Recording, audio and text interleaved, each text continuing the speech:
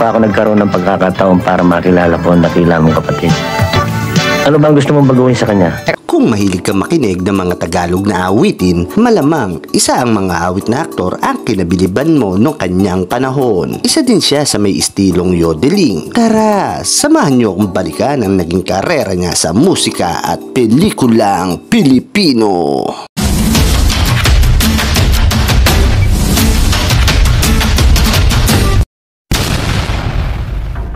Siya ay si Alfredo Panopio o mas kilala natin bilang si Fred Panopio. Ipinanganak noong February 3, 1939 sa Nueva Ecija.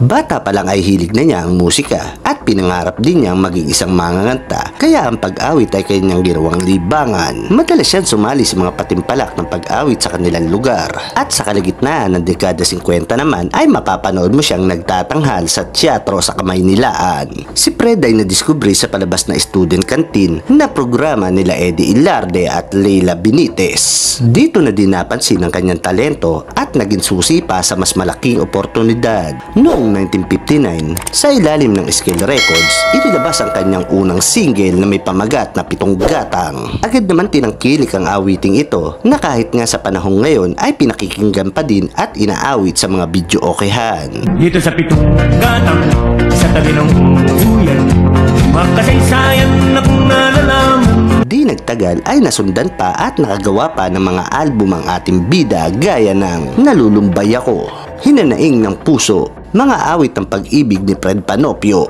Lapiyahan, Bida at marami pang iba. Mas dumami pa ang mga proyektong alok sa kanya, kaya pati ang pag-aartista bilang komedyante at sidekick sa mga aksyong pelikula ay hindi rin niya pinalampas.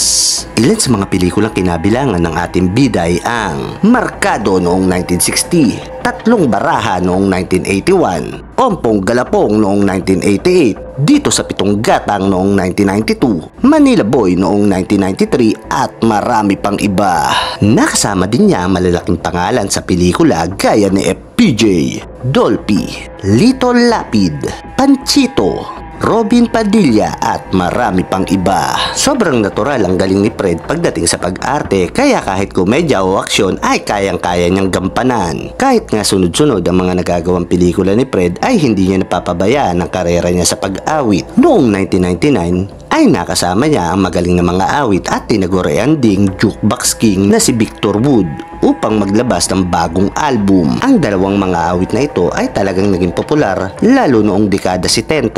Ang kanilang mga awitin ay laging laman ng jukebox sa mga bar at cabaret. Madalas din sila magkasama sa kanilang pinagtatanghalan sa Filipino ballads para sa kanilang awitin na Buhay Sintunado at nagduet din sila sa kantang Salamat Sa'yo. Si Fred Panopio ay nakasama sa OPM legend ng musikang Pilipino.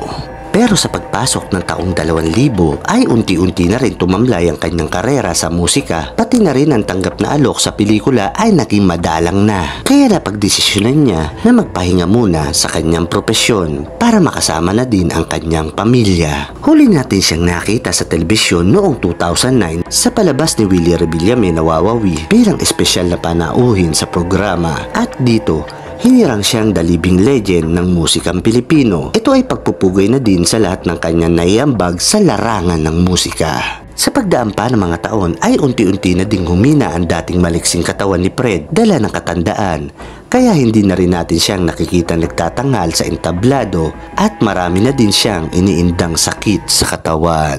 April 22, 2010, nang sumakabilang buhay na ang magaling na komedyanteng mga awit na si Fred Panopio sa edad na 71 dahil sa atake sa puso at komplikasyon sa atay. Ang kanyang mga labi ay nakahimlay sa Manila Memorial Park sa Parañaque.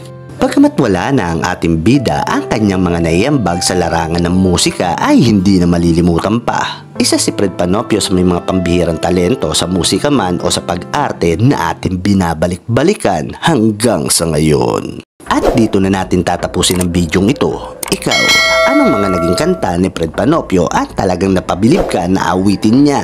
At meron ka din bang mga alam na linya niya sa kanta?